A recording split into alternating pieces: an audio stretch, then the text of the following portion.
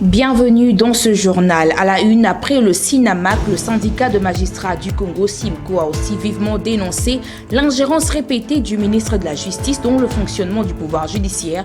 Ils évoquent la séparation du pouvoir. Et les bilans épidermologiques du virus Mpox est revu à la hausse en République démocratique du Congo. Déjà 16 700 cas enregistrés avec plus de 570 décès.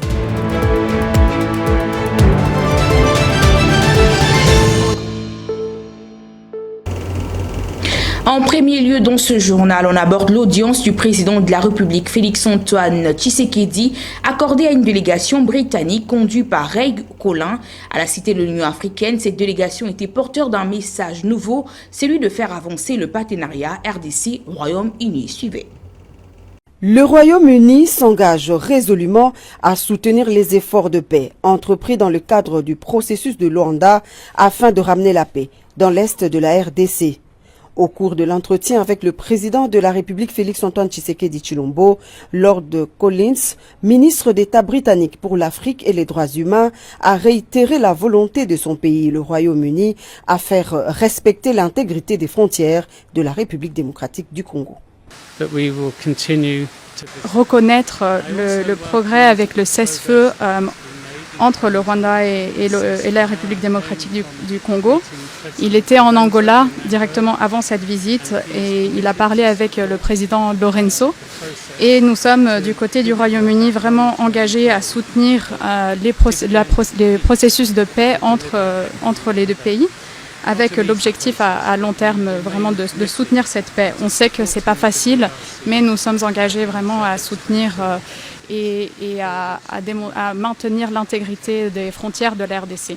Cette rencontre, qui s'inscrit dans le cadre du renforcement des relations bilatérales entre Kinshasa et Londres, était également une occasion de passer en revue le partenariat existant entre les deux pays dans plusieurs domaines stratégiques.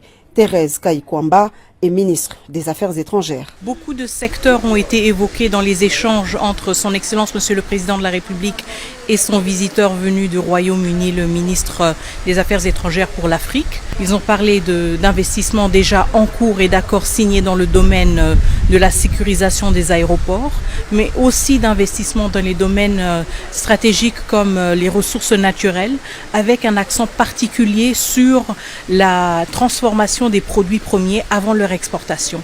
Les deux étaient très intéressés et d'accord surtout sur l'importance du capital humain de la République démocratique du Congo, notre plus grande richesse, et sur le besoin d'investir de manière continue dans la capacitation de ce capital humain afin que la prospérité, le développement durable puissent voir le jour en République démocratique du Congo. La République démocratique du Congo, deuxième étape de sa tournée africaine après l'Angola. Il s'agit d'une première visite en Afrique pour le ministre d'État britannique en charge de l'Afrique et des droits humains.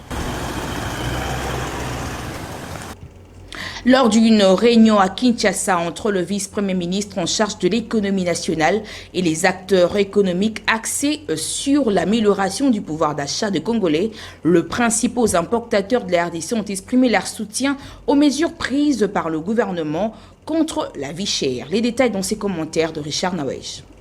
Daniel Moukoko Samba, en sa qualité de président de la commission ECOFIN, financière et reconstruction ECOFIR, a rappelé la détermination du président de la République, Félix-Antoine Tshisekedi Tshilombo, à voir ces mesures rapidement mises en œuvre. Le premier citoyen de la République démocratique du Congo tient fermement à l'application de ces mesures pour améliorer le pouvoir d'achat des Congolais. Il convient de noter que le vice-premier ministre en charge de l'économie nationale a exhorté les importateurs à prendre leurs responsabilités. Il faut rappeler que lors de la rencontre, les importateurs ont soulevé les préoccupations concernant les commerces transfrontaliers, un dossier que le gouvernement central examine pour atténuer ses impacts négatifs sur l'économie nationale. C'était vraiment une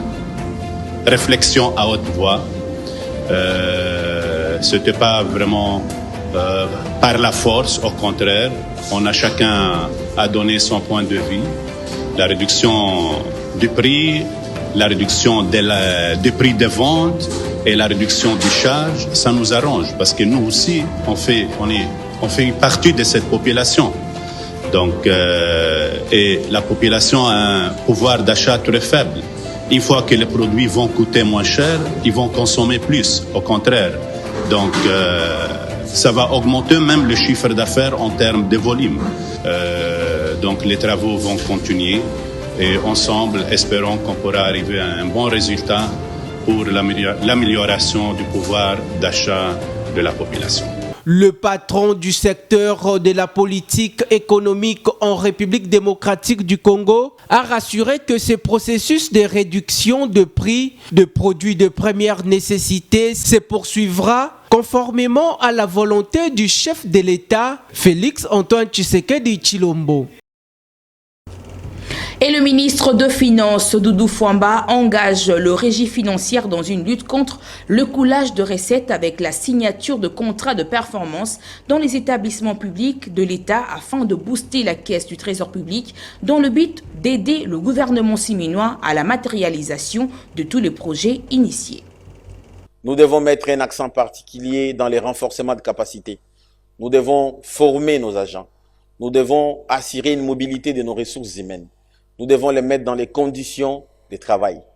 En ce qui me concerne, je n'hésiterai pas à accompagner les régies financières dans cette quête de la performance en ce qui concerne les renforcements de capacité.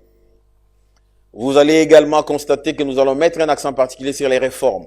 À la Direction générale des impôts, une batterie de réformes devrait être déployée. Nous avons la réforme sur l'impôt sur les sociétés. Nous avons la réforme sur les revenus des personnes physiques. Et nous avons la réforme des cadres organiques qui concerne toutes les 3 administrations financières. Il est question d'aller de l'avant, de consolider ces réformes, mais également de doter les nouvelles structures qui ont été adoptées dans les cadres dans les cadres organiques, des animateurs qui vont prendre en charge les missions qui vont leur être assignées. Il y a aussi les réformes au niveau de la Direction générale des recettes administratives, judiciaires, domaniales et des participations des GERAD. Nous devons poursuivre avec les processus de digitalisation avec la Logirad. Sidonia Wed qui est déjà très avancé, que nous allons consolider au niveau de la DGDA, et des problématiques de la fraude douanière qui doivent être au centre de notre action. Voilà, mesdames et messieurs, les différentes réformes et les actions que nous devons mettre en priorité pour atteindre les assignations qui sont contenues dans la loi de finances et qui placent la DGI en pole position de la grande enveloppe de ressources à mobiliser pour la République, suivie de la DGDA, mais également de la DGRAD qui vient en 3e position. Je ne doute pas un seul instant que les hommes et femmes de valeur qui sont devant moi, qui ont toujours rendu de loyaux services à la République, vont se laisser cette fois-ci et ne pas accomplir la tâche sacrée qu'ils ont toujours l'habitude de réaliser.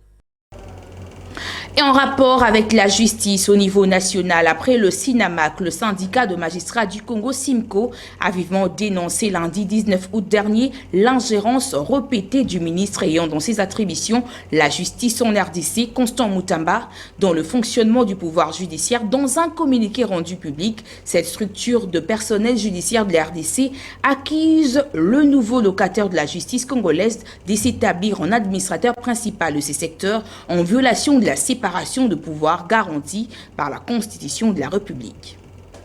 Le syndicat reproche au ministre d'État en charge de la justice, Constant Mutamba, d'avoir instauré un tribunal populaire au sein du palais de la justice où il aurait pris des décisions de la justice, ordonné des arrestations publiques et attaqué des verdicts en cassation. Ces actions, selon les SIMCO, sont en contradiction avec l'article 149 de la Constitution de la République.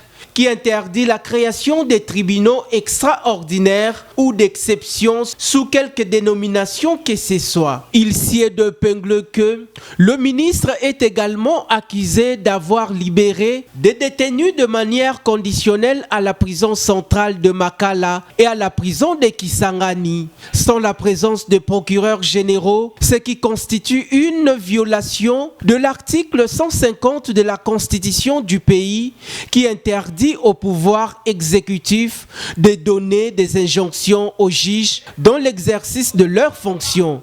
Le SIMCO a également critiqué les propos outrageants et désobligeants du ministre à l'égard des magistrats lors de ses récentes interventions médiatiques, estimant qu'ils attisent la haine contre ces derniers et les exposent à l'insécurité.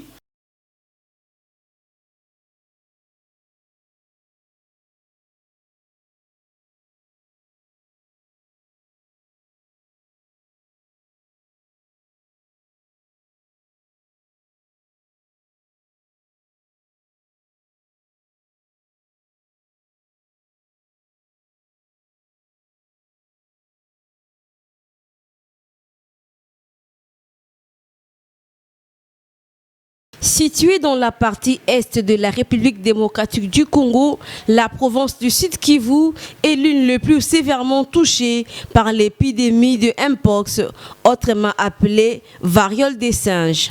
En effet, suite à la recrudescence des cas de l'épidémie dans le pays, notamment dans la province du Sud Kivu, l'hôpital général de la ville d'Uvira continue à accueillir de nouveaux cas chaque semaine. Selon les sources locales, aux environs de 9 heures locales, l'hôpital semble déjà être rempli et plein d'activités, ce qui inquiète beaucoup les responsables de la santé dans ces centres hospitaliers. Il s'est de noter que cette maladie a connu une augmentation très considérable des cas depuis plus de 10 ans déjà. Signalons que cette épidémie du Mpox a déjà touché désormais toutes les provinces de la République démocratique du Congo. Cependant, celle la plus touchée reste la province du Sud Kivu et la peur exacerbée par la perception déformée de la maladie. Dans certaines communautés, où l'on a parfois tendance à lier cette maladie à des pratiques mystiques ou à la sorcellerie. Par ailleurs, la RDC fait face à cette augmentation inquiétante des cas de Mpox depuis 10 ans déjà. Et cela met en lumière le défi sanitaire que le pays doit relever, et très particulièrement dans les provinces les plus affectées. Entre autres, le Sud Kivu, une province qui est déjà en proie de conflits armés. Par contre, pour le Médecins sans frontières, il pense que les conflits armés sont aussi à la base de cette situation alarmante et favorisent la propagation du virus. Restons toujours dans ces registres de santé face à une recrudescence inquiétante de cas du virus nommé Mpox ou variole de singe, dont une augmentation alarmante de cas est constatée depuis 2 ans et propagée dans toutes les provinces de la RDC, un défi majeur à relever particulièrement pour les provinces les plus touchées comme le Sud Kivu, où l'hôpital général d'Uvira continue à accueillir de nouveaux cas. Donc c'est pour cela que on parle d'une urgence de niveau continental. Mais deuxièmement, pour notre situation à nous, en RDC, les chiffres sont que on a 16 700 cas notés, ça c'est les derniers chiffres, avec un peu plus de 570 personnes décédées. Cette maladie, on voit aussi une nouveauté quand même, c'est qu'elle touche de plus en plus de jeunes. Et on a beaucoup d'enfants de moins de 15 ans qui sont touchés. Je rappelle donc le mode de contamination, c'est surtout le contact direct, le contact avec l'animal et la transmission sexuelle. À l'occasion de la journée mondiale de l'aide humanitaire, le représentant spécial adjoint du secrétaire général des Nations Unies en République démocratique du Congo, Bruno Le Marquis, a dressé un bilan du premier semestre de victimes humanitaires en RDC.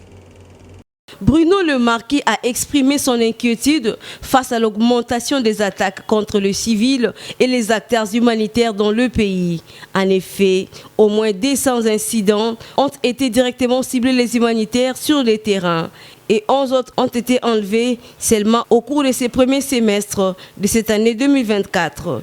Notons que Bruno Le Marquis est aussi coordonnateur résident et humanitaire en République démocratique du Congo. Cependant, il a, à l'occasion de la journée mondiale de l'aide humanitaire, exprimé son inquiétude face à l'augmentation des attaques contre les civils et les acteurs humanitaires. Selon le coordonnateur humanitaire, il garde des souvenirs douloureux de deux travailleurs humanitaires ayant été tués à Butembo le 30 juin dernier pendant l'incendie d'un convoi humanitaire par les groupes armés. Par ailleurs, il a lancé un appel à l'action sous le thème de cette année « Agir pour l'humanité », exhortant la communauté internationale à prendre des mesures concrètes pour mettre fin à la violence en RDC, afin de protéger les droits humains fondamentaux. En croire les témoignages de cet acteur humanitaire, il a expliqué la gravité tout en soulignant des attaques récentes dans le province de l'Ituri et le Nord Kivu, où plus de 630 civils ont été tués entre janvier et juillet 2024. Il a conclu son discours en rappelant que les Congolais ne demandent qu'une seule chose, la paix, la paix et la paix. Plus de 290 ménages victimes de l'incendie de Bouguéry dans le territoire de Kaéré, en province du site Kivu, passent des moments difficiles et sans assistance. Selon les structures de la société civile locale, la plupart de ces déplacés sont dans l'impossibilité de quitter ces endroits et ont opté pour la reconstruction en bâche. Parlons sport. À présent, la Ligue féminine de la CAF, insaisissable au stade de Martyrs de la Pentecôte, le joueur du FCF Mazembe ont eu raison sur le Diable Noir de Brazzaville le lundi 19 août dernier sur une note sans réponse de 7-0. Face au Diable Noir de Brazzaville au début des après-midi du lundi 19 août dernier au stade des Martyrs de la Pentecôte, le football club féminin Mazembe, très coriace pour imposer une discipline et des lois dans cette rencontre alléchante pour arracher une place à la Ligue des champions de la CAF version féminine. Inarrêtable, Merveille Kanjinga a marqué les 3 premiers buts du club de Lubumbashi avant le doublé de Dikisha Esther ainsi que Bélange Vukulu et Telma Bafour. 7-0, les Corbeaux domptent les Diables Noirs et joueront la deuxième journée ce mercredi. Et dans l'autre affiche du jour, l'équipe du Cameroun a triomphé avec une victoire écrasante de 5-0 devant Atlético de Malabo. En deuxième journée, les Congolaises seront face aux Guinéennes de l'Atlético de Malabo. Les Brazzavilloises feront face aux Camerounaises de l'Équié. Homologation du stade Kibasa Maliba de Lubumbashi, une équipe de inspecteurs de la CAF en mission à visiter ce stade historique du football du Grand Katanga, accompagné des experts congolais Emmanuel Kandé et Duna Moulongoy, secrétaire général du FC Saint-Éloi Lupopo, qui résume cette visite d'inspection.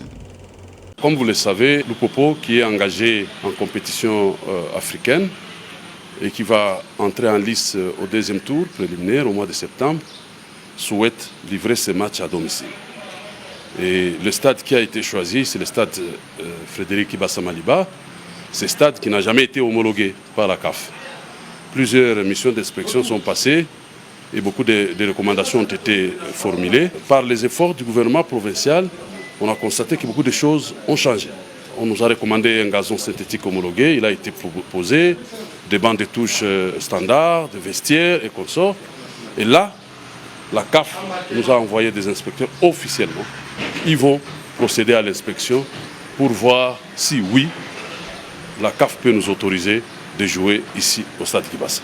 Mais nous espérons, parce que au regard de ces efforts, nous pensons que la CAF pourrait permettre au public de Lupopo de vivre l'ambiance de son équipe en Coupe d'Afrique. Ça va faire 2 ans, nous sommes en Coupe d'Afrique et nous jouons toujours en dehors de Lubumbashi. Voilà la mission qui est là et je les ai accompagnés pour ça. Abordons un peu le sport en dehors de nos frontières pour parler du mercato estival. L'international congolais Chancel Mbemba serait annoncé en Italie par l'un des clubs historiques du pays, d'Andrea Pirlo et de Maldini. Espoir Kinanvidi pour le commentaire. Courtisé par plusieurs grands clubs européens et de l'Asie, le capitaine de Léopard de la République démocratique du Congo pourrait poser ses valises à l'AC Milan en Italie pour une nouvelle aventure dans sa carrière pour cette nouvelle saison sportive 2024-2025. Mise à pied par les clubs français des suites d'un accrochage avec un dirigeant de l'Olympique de Marseille et il vit hors groupe, va devoir trouver ailleurs après des bonnes saisons sous les couleurs du club phocéen. Surtout que Roberto De Zerbi, le nouvel entraîneur, ne compte pas sur le service de El Capo de la sélection nationale congolaise. Si les négociations aboutissent à une confirmation, le demi-dieu africain va remplacer Pierre Kaloulou qui rejoint la Juventus de Turin sous la forme d'un prêt payant estimé à 3,5 millions d'euros avec option d'achat fixée à 14 millions d'euros. Plus que quelques jours pour la clôture du mercato estival, Chancel Mbemba, toujours en difficulté avec l'Olympique de Marseille, malgré les voix qui s'élèvent, réclamant le retour de l'un des meilleurs défenseurs africains en Europe. Parlons en dernier de valeurs nutritives. Que savez-vous de Petit Cola? Complétez votre connaissance à travers ces commentaires de la rédaction. Originaire de régions forestières d'Afrique de l'Ouest, le petit cola est une plante dont sa principale partie utilisée est la graine contenue dans les fruits qui peut être séchée et généralement mâchée, infusée dans l'eau, en décoction ou transformée en poudre. Appelé Ngadiadia ou Makasu en République démocratique du Congo, le petit cola est une sorte de noix appréciée par de nombreux consommateurs qui lui attribue de vertus médicinales et aphrodisiaques d'après une opinion populaire africaine. Le petit cola favorise la circulation sanguine et l'éveil, rafraîchit la laine, soulage les douleurs associées aux menstruations féminines, soutient le système immunitaire. Très riche en caféine, il contribue à améliorer l'endurance lors des rapports sexuels et aurait un effet bénéfique sur la fertilité masculine et sur la production de spermatozoïdes. Bien que ses vertus aphrodisiaques soient vantées, aucune étude ne l'a encore démontré car son efficacité est variable. Il n'est pas capable de traiter de maladies graves. S'agissant d'un produit naturel, le petit cola peut sembler inoffensif. Or, cela n'est pas vrai car il présente des effets secondaires et des contre-indications, notamment les insomnies, les palpitations cardiaques, maux de tête et tant d'autres. Son effet stimulant sur les systèmes nerveux centraux peut mener à l'accoutumance. Par ailleurs, aucun de ces remèdes guérit les morsures du serpent ou scorpion. Malgré tout, il est conseillé de consommer le petit cola avec modération pour prévenir d'autres maladies qui pourraient affecter le rein et la foie. N'est pas de passer 2 noix par jour.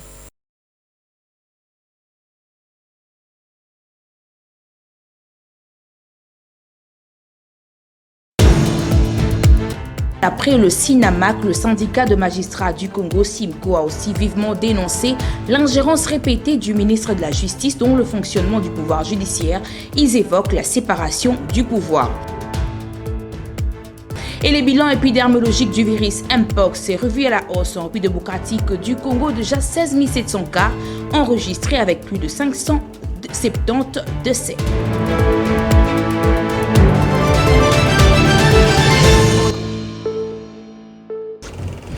Merci infiniment de votre attention soutenue. D'ici là, portez-vous bien. Excellente suite de nos programmes. Au revoir.